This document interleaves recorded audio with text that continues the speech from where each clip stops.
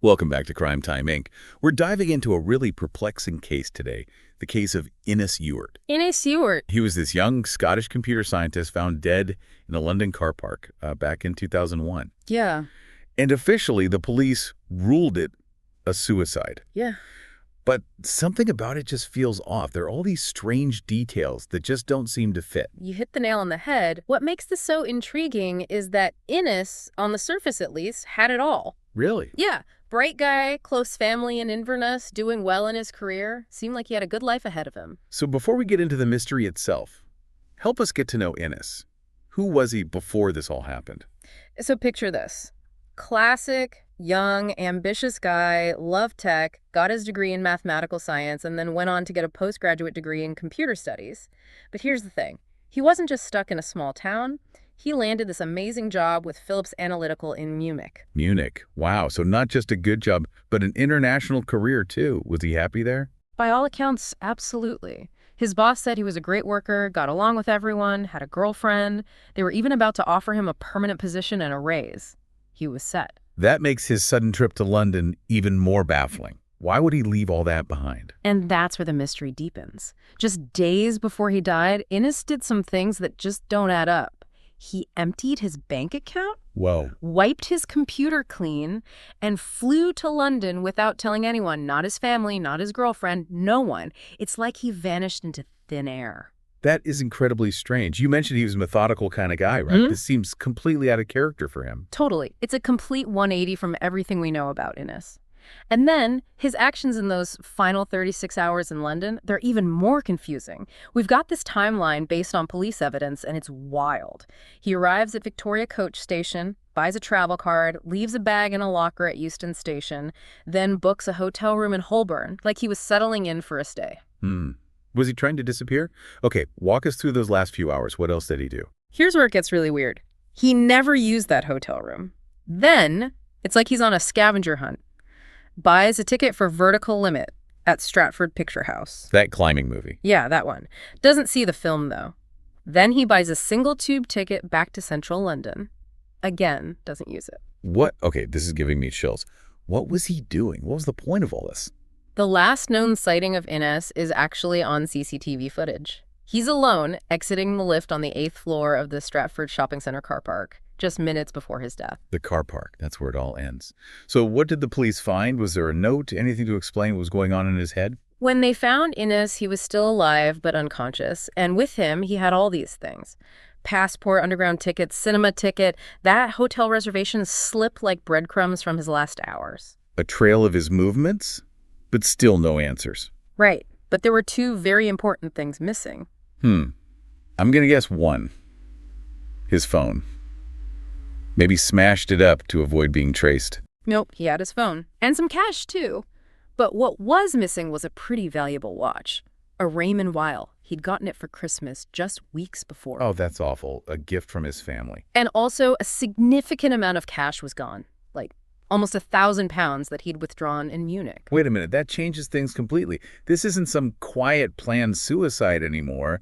This sounds more like a robbery gone wrong. That's exactly what Innes's family believes happened. They think he was mugged, maybe even chased after the robbers, and, well, somehow that led to his death. It does make sense. With the missing watch and all that cash, it seems like he might have been targeted. Did police look into the robbery angle? And here's where the real frustration kicks in. The police investigation, let's just say it leaves a lot to be desired. For starters, no proper forensic examination of that 8th floor where Innes was last seen.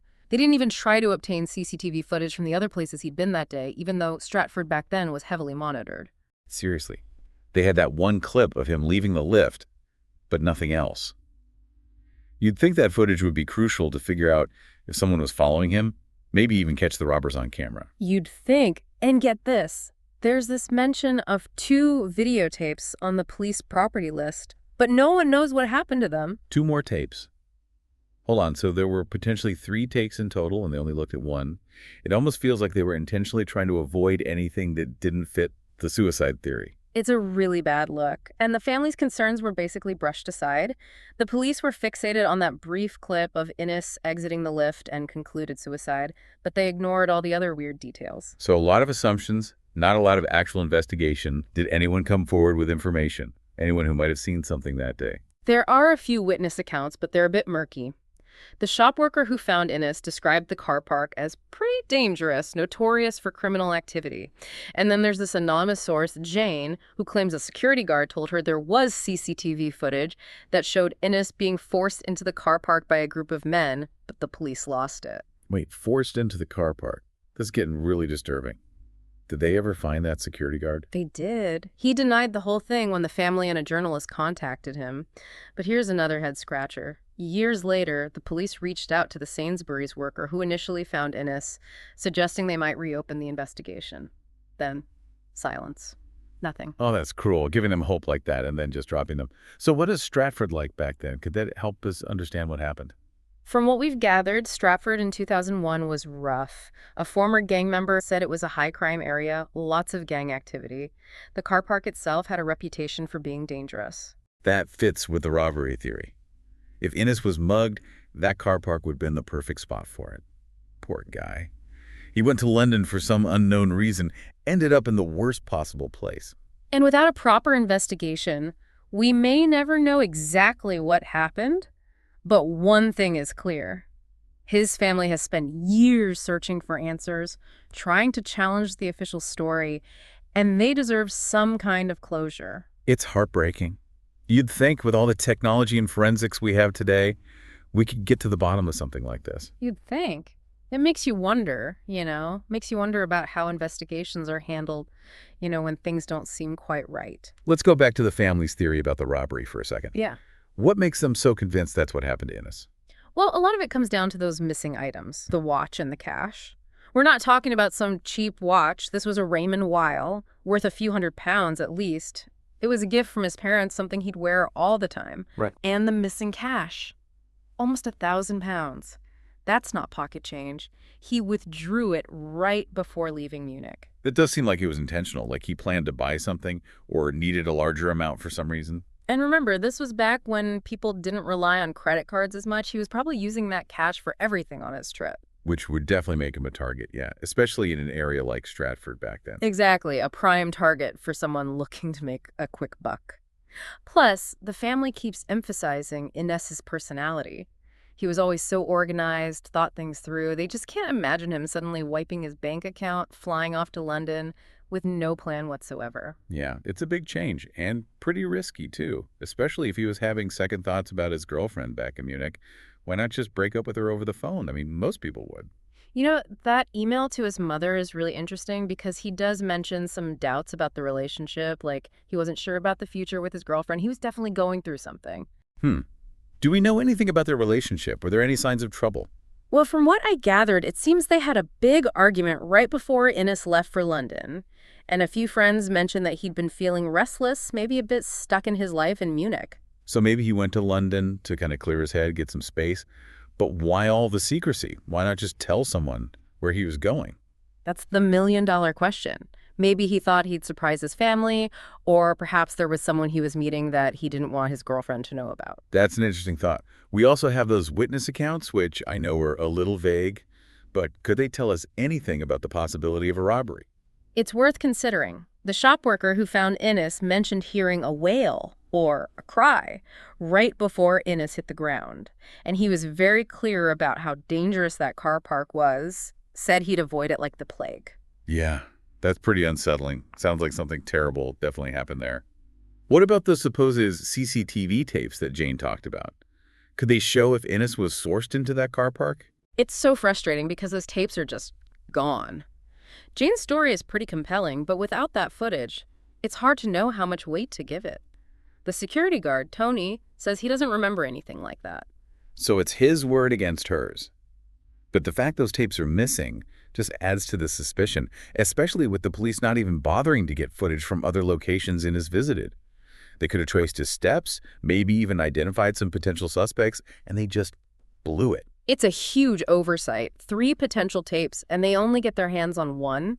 Makes you wonder, what else did they miss? If they can't even keep track of evidence, how can we trust their conclusion about no foul play? It's really tough on the family, They've been fighting for answers for so long, and all they get is a shoddy investigation and a shrug from the authorities. Exactly. And what's even more frustrating is, Innes's case really shines a light on how important it is to question the official story, to push for answers, demand accountability when things just don't add up. Absolutely. So where do we go from here?